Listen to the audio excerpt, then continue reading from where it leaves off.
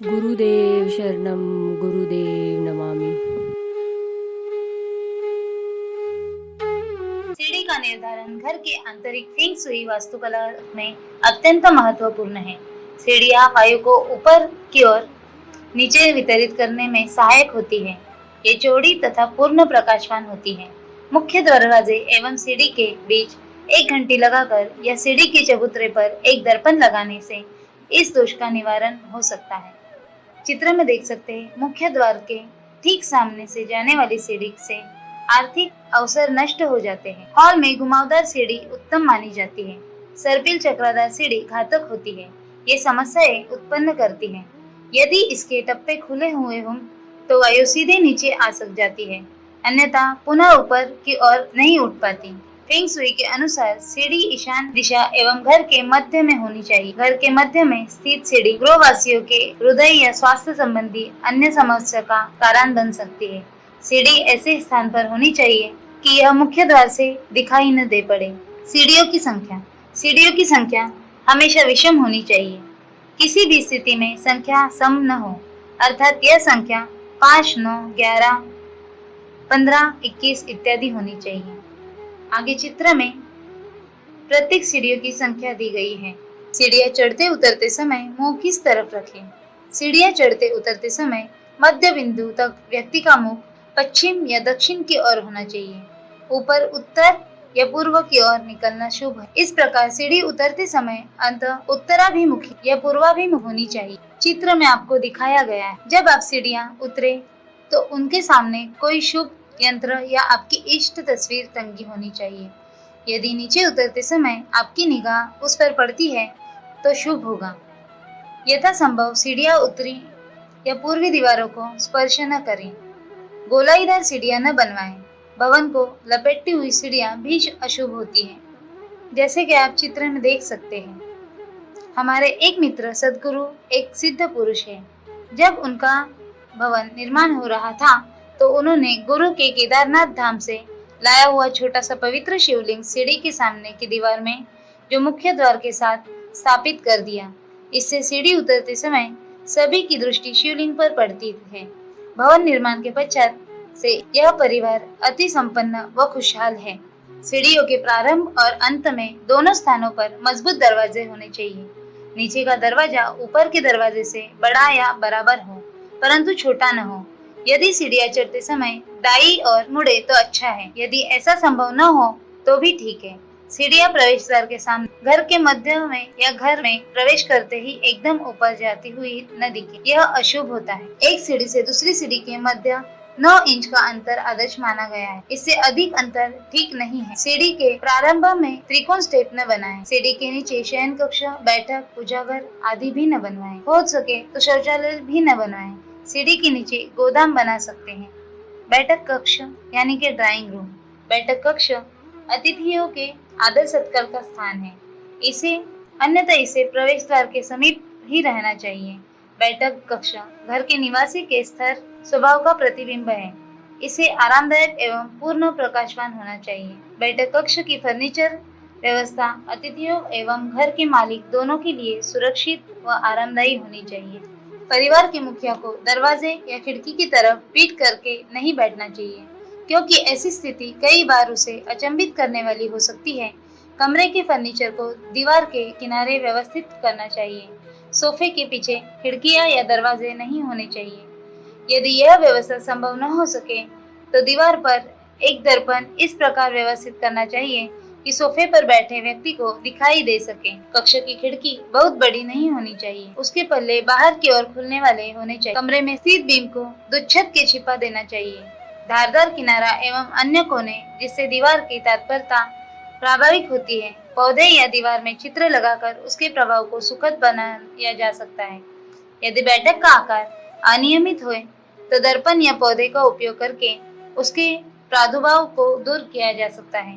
शयन कक्ष यानी बेडरूम घर का सर्वाधिक महत्वपूर्ण स्थान है। शयन कक्ष हम अपने जीवन का 1/3 भाग इस कक्ष में व्यतीत करते हैं। शयन कक्ष द्वार से दूर घर के पिछले हिस्से में होना चाहिए ताकि व्यक्ति शांति पूर्वक विश्राम करे, अपनी शक्ति को पूर्ण अर्जित कर सके। पलंग की स्थिति उस कमरे में रहने वाले के स्वास्थ्य एवं आपसी संबंधों को भी प्रभावित करती है।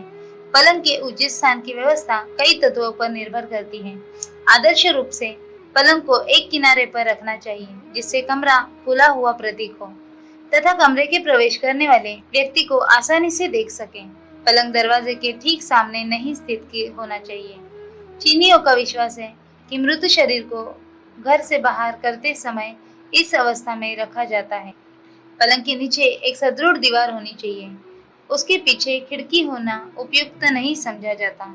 चीन में सामान्यतः पलंग का सिरहाना पूर्व दिशा में रहता है क्योंकि वहाँ घर का पश्चिमी भाग सर्वाधिक गर्म होता है। जैसे कि आप चित्र में देख सकते हैं, यह व्यवस्था अच्छी नहीं है क्योंकि मृत व्यक्ति का पाँव दरवाजे की ओर रखा जाता है। पलंग के सामने पौधे का एक गमला रखकर इस दोष को दूर किया जा सकता है।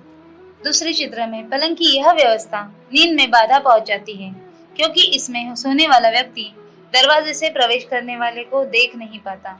दीवार पर एक दर्पण व्यवस्थित कर इस दोष को दूर कर दिया जा सकता है। सूर्य का प्रकाश सीधे पलंग के ऊपर नहीं पड़ना चाहिए क्योंकि इसमें नींद में बाधा पड़ती है। पूर्व दिशा का शयन कक्ष जहाँ बच्चों के लिए उत्तम होता है, वही पश्चिम दिशा का शयन कक्ष वयस्कों के लिए ठीक रहता है। चित्र में देख सकते हैं, पलंग की इस अवस्था में सोने वाले व्यक्ति का ध्यान हमेशा दरवाजे की तरफ लगा रहता है। बाहर का शोर उसकी एकाग्रता में व्यवधान उपस्थित करता है। पलंग के सामने ड्रेसिंग टेबल या दर्पण नहीं होना चाहिए। चीनियों का विश्वास है कि रात को सोते समय जीव शरीर से अलग हो जाता है एवं अपना प्रतिबिंब दर्पण में देखकर वह भयभीत हो जाता है, अन्यथा भावनात्मक विचलन का कारण बन सकता है। पलंग के आसपास बड़े फर्नीचर की व्यवस्था नहीं होनी चाहिए क्योंकि इससे दबाव का वातावरण निर्मित होता है। पलंग के समीप स्थित फर्नीचर जैसे साइड टेबल, नाइट लैंप या सोफा का बाहरी किनारा गोलाकार आकृति के लिए होना चाहिए ताकि वायु का विवरण कमरे में निर्बाध रूप से हो सकता है। हालांकि एवं सुखद रोशनी शांति प्रदान करती है, किंतु गहरा रंग और तेज रोशनी व्यक्ति को अशांत करती है। भोजन कक्ष, डाइनिंग रूम। भोजन कक्ष को मुख्य द्वार से दूर रखना चाहिए जिससे यह मुख्य द्वार से दिखाई न पड़े। मुख्य द्वार से दिखने वाले भोजन कक्ष को पौधे या पर्दे से लगाकर छिपाया जा सकता है। गोलाकार डाइनिंग टेबल सर्वोत्तम है क्योंकि यह स्वर्ग का प्रतीक है। वर्गाकार, आयताकार, अष्टकोणीय या अंडाकार टेबल भी उत्तम माने गए हैं, किंतु लुप्त कराने वाला टेबल दुर्भाग्यशाली होता है। भोजन कक्ष में रखा फर्नीचर अस्त व्यस्त नहीं होना चाहिए, अन्यथा वायु के सरलता पूर्वक कमरे के चारों ओर घूमने में बाधा उत्पन्न हो सकती है। फर्नीचर की व्यवस्था इस प्रकार होनी चाहिए कि वायु का प्रवाह सरलता तथा सरसता पूर्वक हो सके। डाइनिंग टेबल को कमरे में मध्य में रखना चाहिए। सम्मानीय अतिथि को दरवाजे की ओर मुख करके बैठाना चाहिए। डाइनिंग कुर्सी की संख्या सम अर्थात 2, 4, 6, 8 आदि में होनी चाहिए। रसोई घर यानी किचन। घर में किचन का महत्वपूर्ण स्थान है। रसोई घर को उत्तम फेंग शुई वास्तुकला के लाभान्वित किया जा सकता है। इसको घर का खजाना माना जाता है। चीनियों के अनुसार रसोई घर को आग्नेय या पूर्व दिशा में स्थित होना चाहिए। दक्षिण दिशा अग्नि तत्व का एवं पूर्व दिशा काष्ठ तत्व का प्रतिनिधित्व करती है। काष्ठ की आवश्यकता अग्नि प्रज्वलित करने के लिए होती है, अन्यथा आग्नेय दिशा अधिक शुभ मानी जाती है। रसोई घर प्रवेश द्वार के सामने नहीं होना चाहिए। यदि घर में प्रवेश द्वार करते ही रसोई घर दिखाई दे तो वह घर समृद्धशाली नहीं होगा। रसोई घर में गैस चूल्हा के स्थान की अत्यधिक महत्वपूर्ण भूमिका होती है। चूल्हा को सिंक या फ्रिज के बाजू में नहीं रखना चाहिए। अग्नि एवं जल परस्पर विरोधी तत्व हैं, अन्यथा इससे संघर्ष उत्पन्न होता है जो घातक हो सकता है। चूल्हे को कभी भी दरवाजे के सामने इस प्रकार नहीं रखना चाहिए कि खाना बनाने वाले का मुख दरवाजे की ओर सामने की ओर हो। रसोई घर में खाना पकाने वाले को वहां प्रवेश करने वालों की पूरी जानकारी होनी चाहिए। यदि रसोई बनाने वाला अचंभित या चौबक्का हो जाए तो खाने की गुणवत्ता में फर्क पड़ेगा। चूल्हा साफ सुथरा एवं निर्बाध रूप से कार्य करने वाला होना चाहिए। चूल्हा घर की वित्तीय स्थिति का प्रतीक होता है। यदि गैस बर्नर बंद हो गए हो या ठीक से कार्य न कर रहे हो तो इसके कारण व्यवसाय में व्यवधान पहुंच सकता है। रसोई घर के सामने प्रसाधन कक्ष भी नहीं होना चाहिए, क्योंकि इससे कीटाणुओं के फैलने का खतरा होता है। आगे चित्र में आप देख सकते हैं, चूल्हे को सिंक या फ्रिज के साथ नहीं रखना चाहिए, ताकि जल एवं अग्नि तत्वों के टकराव को टाला जा सके। उसी तरह खिड़की के नीचे नहीं रखना चाहिए, क्योंकि भोजन की गुणवत्ता पर असर पड़ता है।